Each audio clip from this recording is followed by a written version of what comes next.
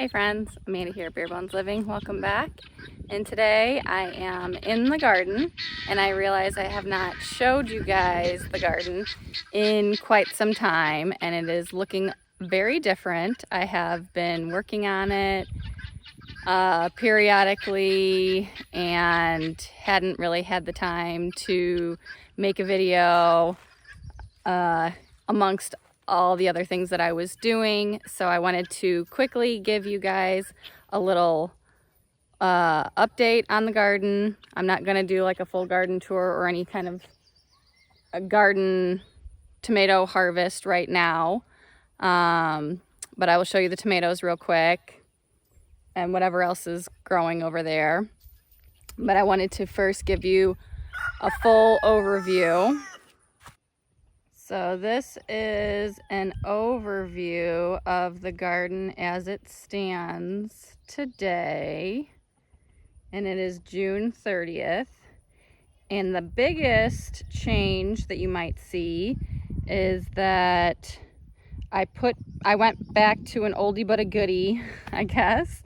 And if you guys will remember, this was just covered in grass and weeds. And I started to pull all the grass and it was taking me forever. I tried burning the weeds, I tried hoeing the weeds, and it was just exhausting. So I got like most of this area cleared of the weeds, and then that was really thick where that green tarp is really thick with grass and weeds. So I just didn't even bother, and I put the tarps over it to kill off the rest of the weeds and grass that is underneath here. And I can actually see through my garden and walk through my garden without walking through all the weeds. So then you guys already saw that I harvested my carrots and it is still right about where it was when I harvested them. I have not gone back through. Are those tomatoes ready? A couple of them are, yeah. Which ones? Those orange ones over there. You want to eat that orange one? Uh-huh. Do you remember how to pick those off? Uh-huh. That really orange one? Yeah, there you go. I haven't yet gone back through to harvest these remaining tomatoes or carrots, but you can see I have some tomatoes that are ripe. Mom, there's a beetle in your garden. Yep, that's okay. Mom, The beans. tomato? Yeah, I'm gonna eat some tomatoes too. The beans are still coming on. These runner beans are growing really well, but not so many beans on them yet. This is chock full of, I gotta come through and get beans, get some more tomatoes. I got beans and tomatoes all in here, this massive jungle. Would you like a tomato? I gotta come through here and clean this up. We got lots of tomatoes coming on, still not ripe yet, but some of them are, as you can see, blushing. This bed is not so super healthy, but my sage is going really crazy back here, and the parsley is bolted mostly, but the pollinators really like it. There's still useful parsley down there. Got to trim that up a little bit. And then this last bed, the fennel is crazy. The pollinators love it, but the plants are definitely struggling in this bed. They're struggling because of this fennel, I think. I'm gonna probably have to rethink that.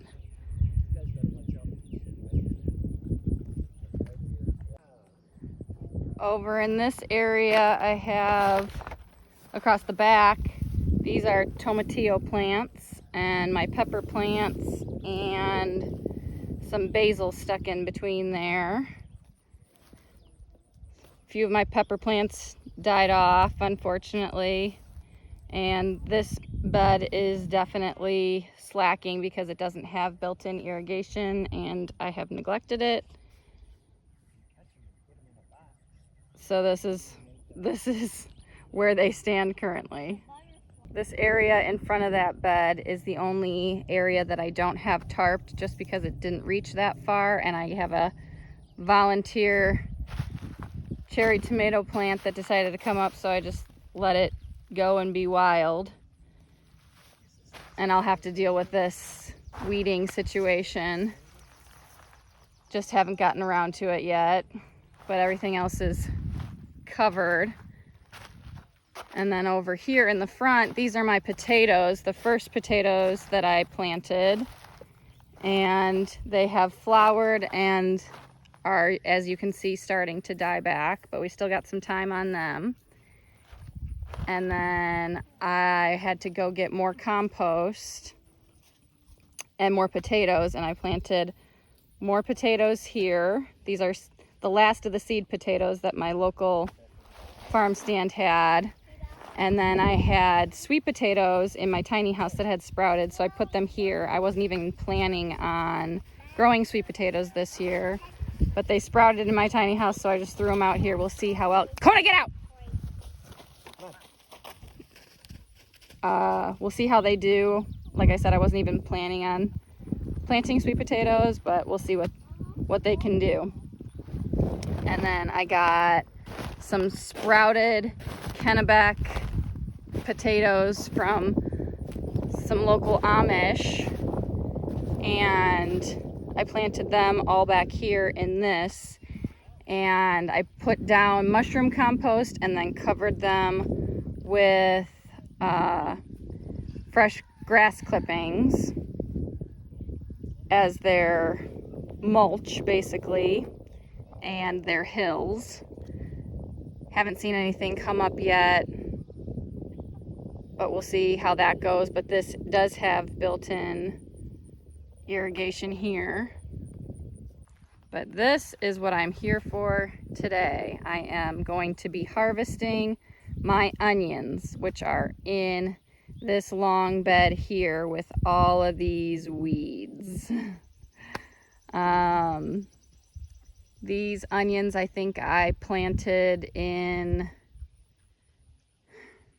April, I think. And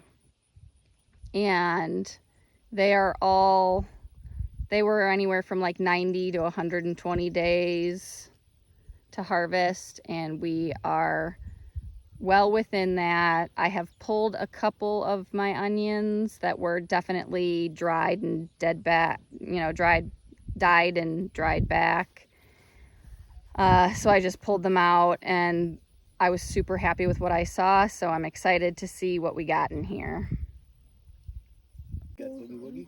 So this is gonna be a little tricky because we gotta find our onions amongst the weeds, and some of them are very small. This first section here is our intermediate day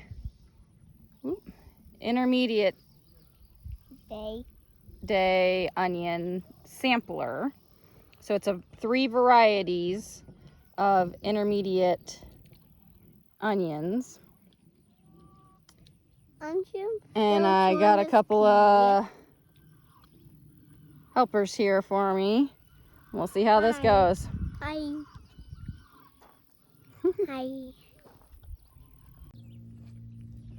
Okay, so here's what we got from our intermediate day sampler. I think we got them all, but you can see the mixture of the white, the red, and the sweet yellow.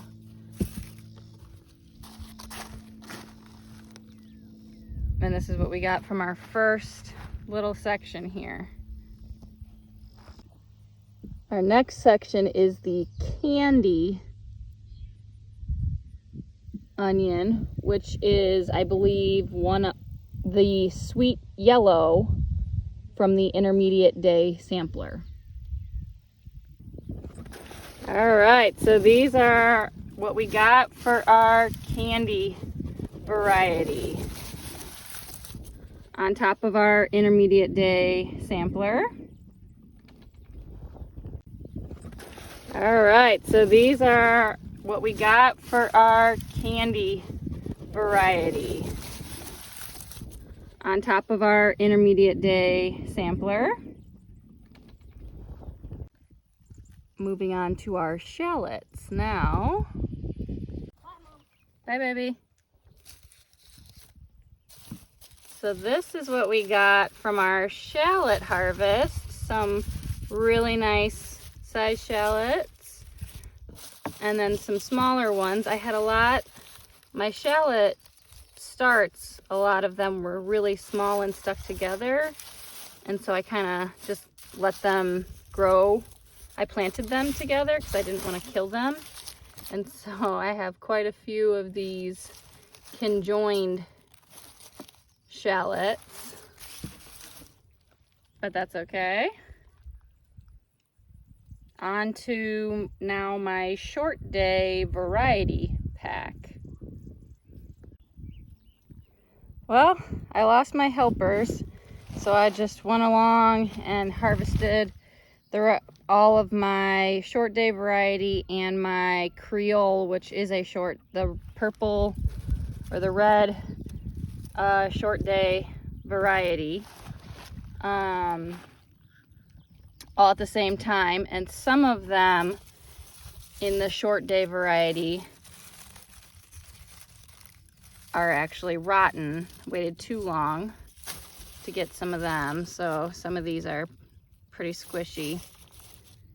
So that's unfortunate, but I think I have gotten all of my onions, and I am pretty stoked about what I have in here. I have never grown so many onions and such nice onions. Like, I mean, this is also a short day onion, but look at that size.